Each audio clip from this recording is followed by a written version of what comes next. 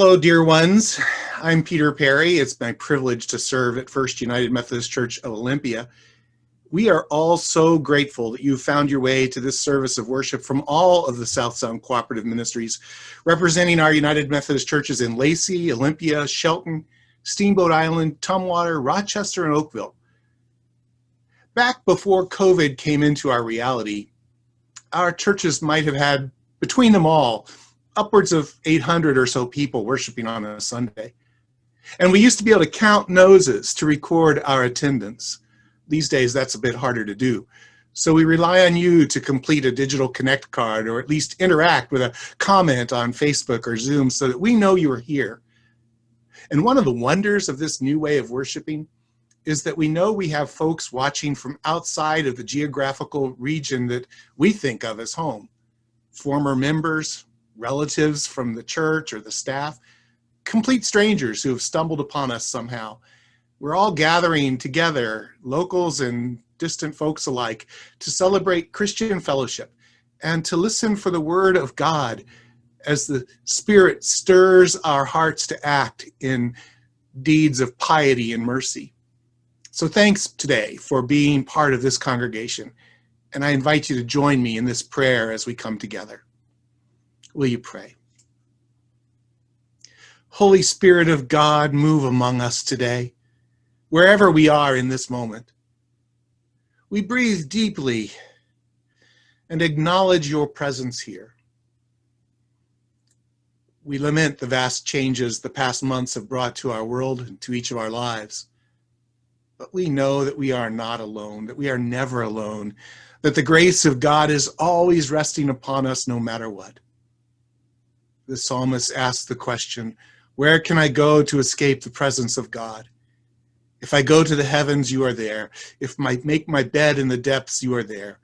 If I rise on the wings of the dawn or settle on the far side of the sea, even there your hand will guide me. Though darkness hide me, light becomes night. Even the darkness will not be dark to you. The night will shine like day. We gather in the light of this moment, O God, and we recognize that you are always here. Speak to our hearts, calm our troubled souls, and fill us anew with the conviction of faith in all things. Be here in our worship. We ask in the name of Jesus Christ, our Lord and Savior, and all God's people say, Amen. Every week at 11 o'clock, we celebrate virtual communion via Zoom.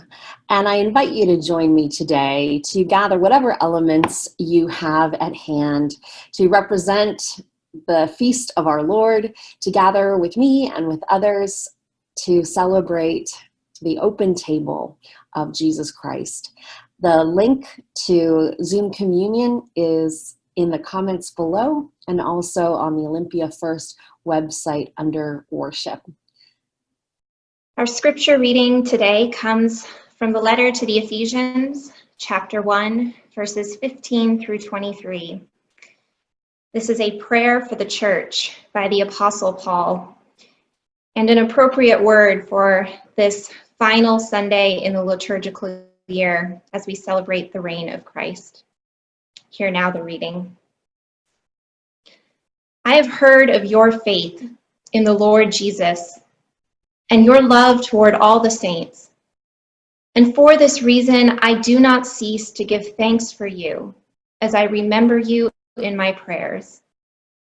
I pray that the God of our Lord Jesus Christ, the Father of glory, may give you a spirit of wisdom and revelation as you come to know him, so that with the eyes of your heart enlightened, you may know what is the hope to which he has called you, what are the riches of his glorious inheritance among the saints, and what is the immeasurable greatness of his power for us who believe, according to the working of his great power. God put this power to work in Christ when he raised him from the dead and seated him at his right hand in the heavenly places, far above all rule and authority and power and dominion, and above every name that is named, not only in this age, but also in the age to come. And he has put all things under his feet and has made him the head over all things for the church, which is his body, the fullness of him who fills all in all. The word of God for the people of God. Thanks be to God. Good morning, South Sound Co-op. It's good to see all of you today. I'm here with a bunch of South Sound Co-op kids. And I have a couple of quick questions. Carter, what day is it today? Sunday. And Amelia, what month are we in? November, I think. And Eamon, what year is it? 2020. 2020. How do we know all these things? Well, we look at our calendars, right? Calendars help us to order our days and help us to remember special occasions like birthdays and holidays. So like, for example, raise your hand if you know when your mom's birthday is. Oh. So. Good. That's awesome. The church has its own special calendar, and this Sunday is the last Sunday of the church year. And what does that mean? Well, it means technically today is New Year's Eve. Yay! Woo! We made it! We made it through the year! About 50 years ago, we started calling this Sunday Christ the King Sunday. The tradition itself is almost 100 years old, but we started celebrating it as the last Sunday of the church year more recently. The tradition was started by our Catholic siblings after World War I. At that time, the Pope said that people had believed that after World War I that there was going to be world peace, but peace hadn't come yet. People were still hurting one another in all of the same ways we continue to hurt each other today. And the Pope at that time said the only way we could have world peace was by dreaming God's dreams of a world where everyone treats each other well and we all have equal access to the things that we need to be who God is calling us to be. So, on Christ the King Sunday, we remind ourselves that we need to keep doing all we can to co-create God's beloved community. And we rejoice because we know that God is always with us. So, my question for you today In our hearts. How do you hope to see your church family doing good in the world this year? Raise your, Evan, what do you think? Helping each other. Helping each other. What do you think, Carter? Praying for one another. Praying for one another. Anybody else, any ideas? Yeah, Eamon. And to your neighbors. Being kind to our neighbors. Absolutely. These are all really good ideas. These are all things I think we can definitely do. Because I think we all have a pretty good understanding of the world that God sees. And our responsibility as people living on this world is to figure out how to make what we see match what God sees. And so those are some really good suggestions of praying and being kind and helping one another. So thanks so much for that. So let's pray about all of those things. Dear Jesus, Dear Jesus, we have many hopes we have many hopes and much to be thankful for and much to be thankful for. as we go forward into our new church year.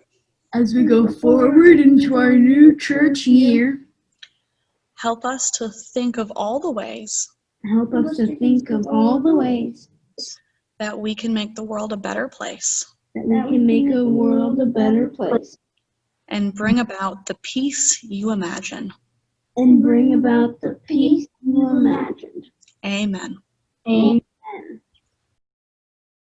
The Apostle Paul presents Jesus as the King of Kings, the Lord of Lords, and not just for a specific country or a geographical area, church or denomination, but for the entire cosmos.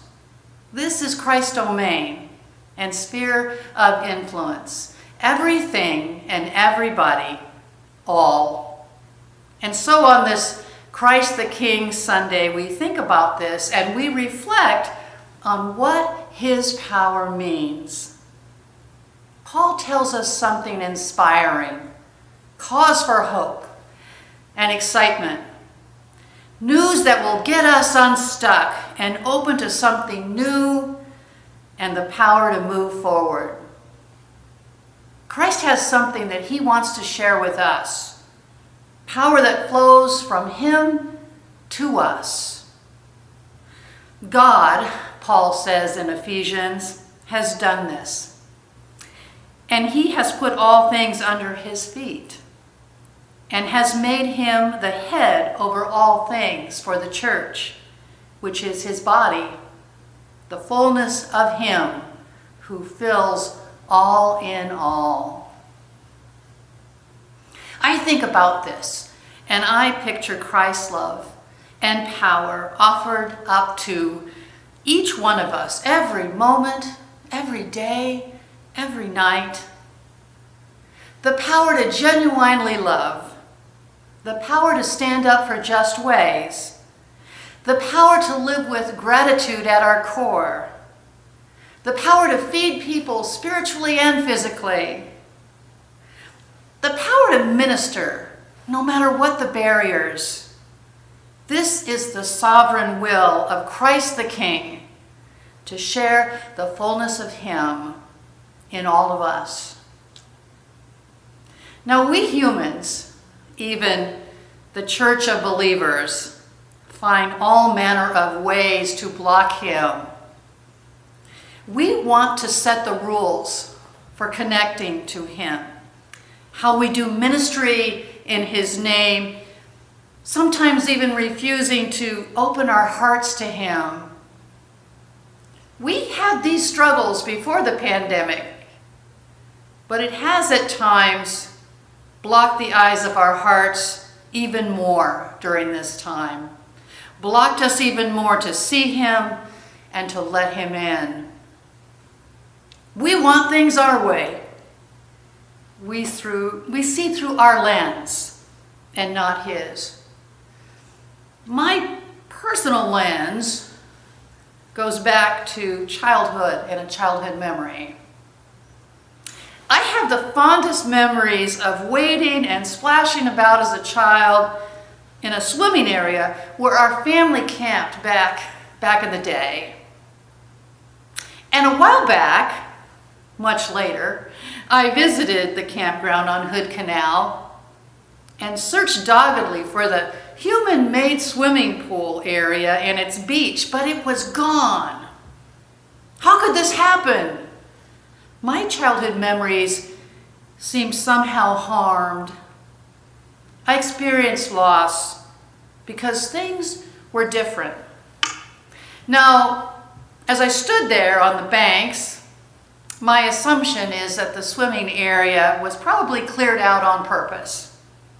The rock and the sand that had dammed the water so we could play in it had been removed, washed away. And my guess is that it was part of a restoration effort to improve water quality.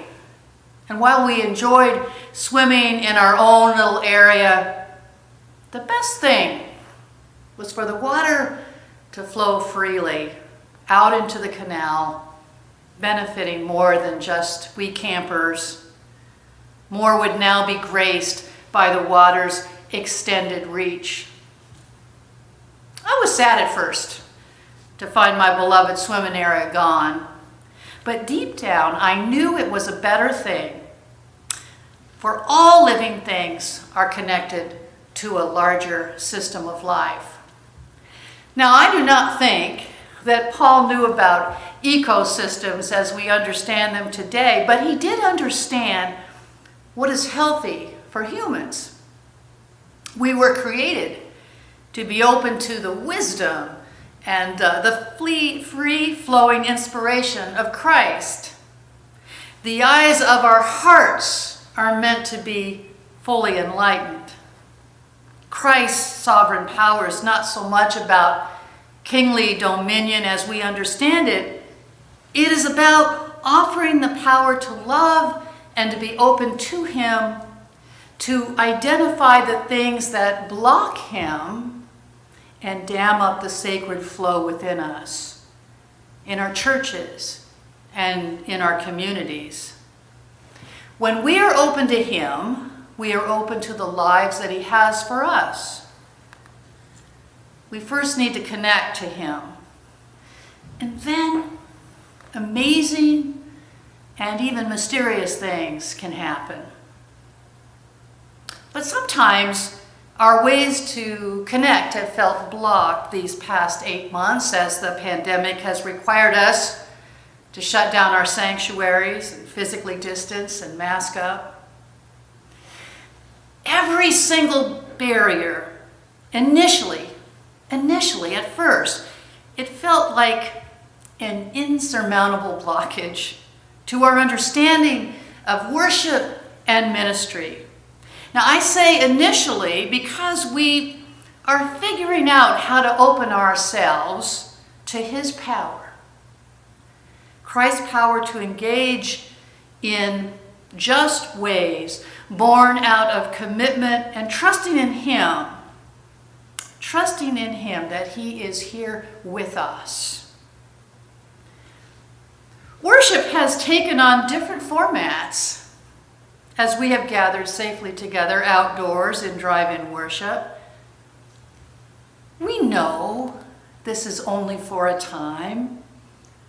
Our pastors and worship teams have learned how to reach people electronically on their screens, on laptop and televisions.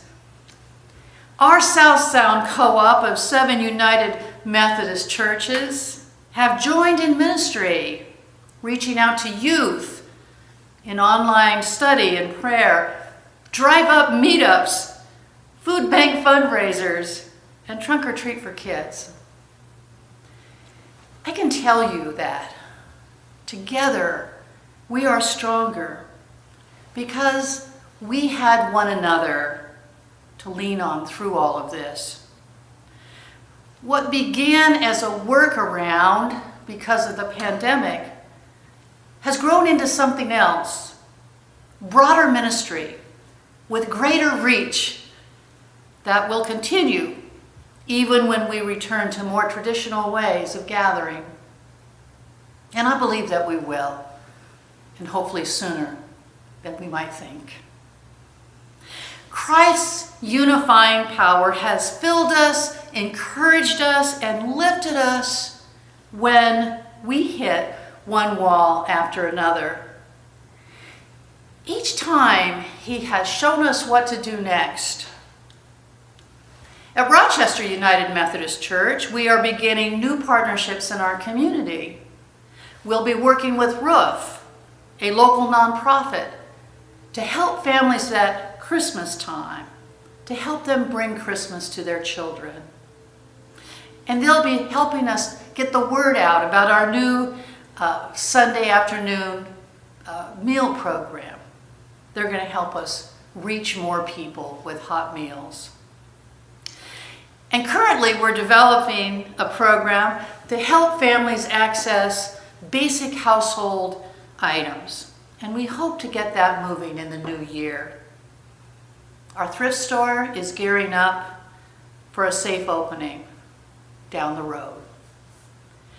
Now, all of this requires ongoing soul searching and prayer that sometimes, quite frankly, has found us on our knees and not knowing what to do next. This is something that's been true for our churches and for our members, you and me, our neighbors, people who will find Christ in the coming days and months and years. People we will come to know and love because of the power of Christ that surely will give us everything we need to be the church. And we must trust Him. We must trust Him during this time. We must continue to trust Him. Now, while this is happening, the world will continue to swirl around us, and we will be tempted to join the fray of division as well as to simply freeze. Times like this have that effect. We want to run or to become stuck, immobilized, waiting for circumstances to change. The barriers can seem too great. please remember that it is Christ who removes the barriers and shows us what to do in our personal lives, in our churches, as we gather and serve together. We need to let him in. Let him know when we're stuck. And ask him to fill us with his vision and the power of the word. Written so long ago, Ephesians invites us to unity in Christ. It is a call to find common ground in the common vision of Christ Jesus, no matter what the barriers. And as we approach the Thanksgiving holiday and the season of Advent and Christmas, there are great and looming impediments to gathering safely for this season. Know that our churches will provide safe options for worship and ministry. We will hang the greens in our sanctuaries and record worship and prayer times in our sacred spaces. We will light up our church grounds and remind our communities that Christ's light continues to shine. We will tell the Christmas story and be grateful there are ways to keep safe until we can gather again in person. Each one of us can consider what faith and celebration looks like in this very different season. I think about the woman I read about recently in Vancouver who started weeding public areas in her community. It was to be her small gift to community, her own little ministry. She started with just a little patch of ground and now has cleaned up much more than that. I pray that we will be able to see many ways to celebrate that keep our loved ones and our community safe. What gifts might we bring to make it so? I pray that Christ will open our eyes and hearts to be hopeful, creative, and grateful for the greatest gift of all, the King of Kings, the Lord of Lords, who waits for us to share his power that can handle any obstacle. Death, a pandemic, fear, frustration, sadness, even anger, and refusal to consider new life for the church and ourselves. All of these things are his domain, and he gives us the power to handle all because he is our all in all. Amen.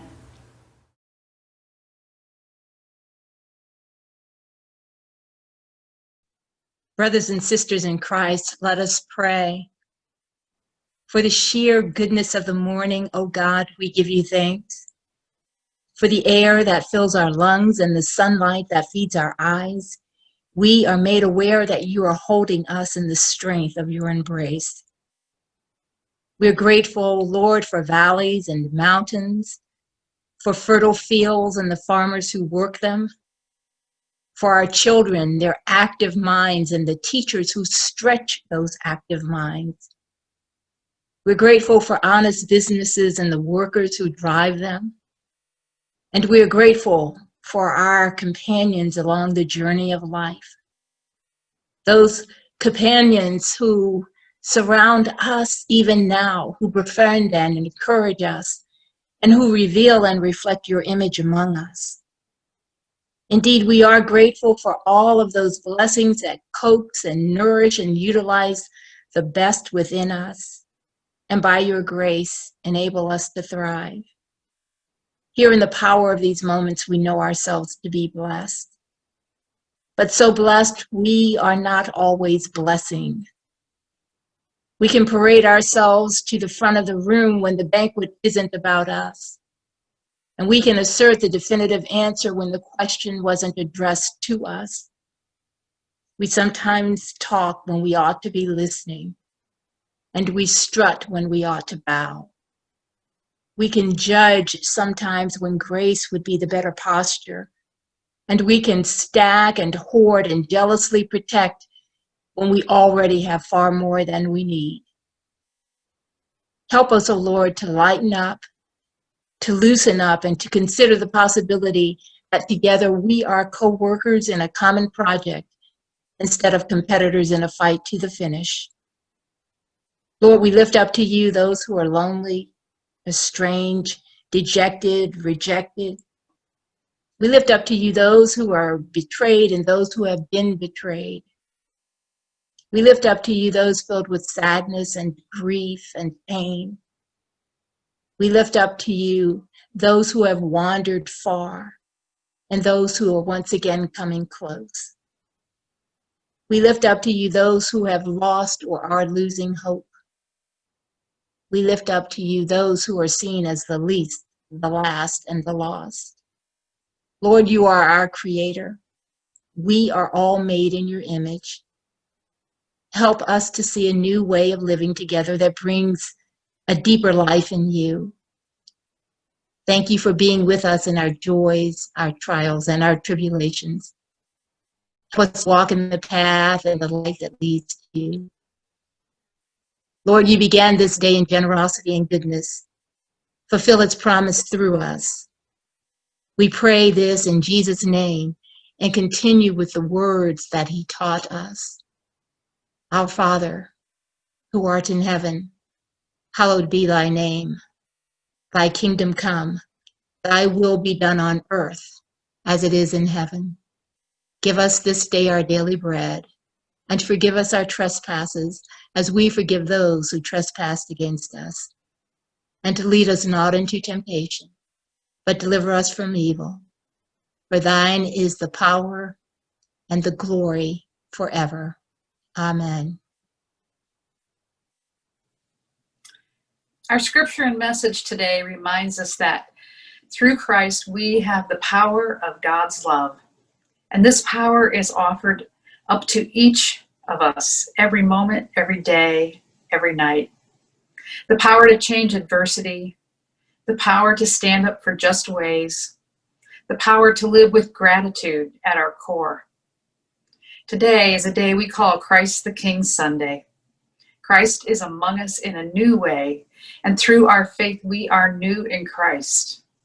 Today we have the power to do something new or to make something better.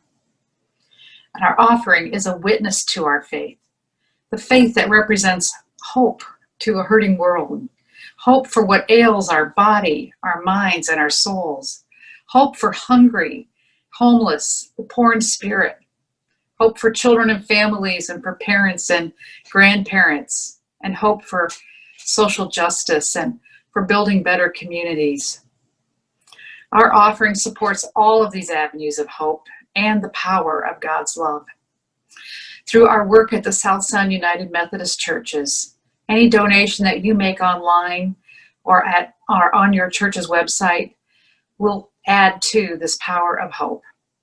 You can make a donation through a check sent to your church or to our website at www.fumcoli.org. Your gifts are blessed by God and are disseminated with the utmost of care to the building of God's kingdom here on earth.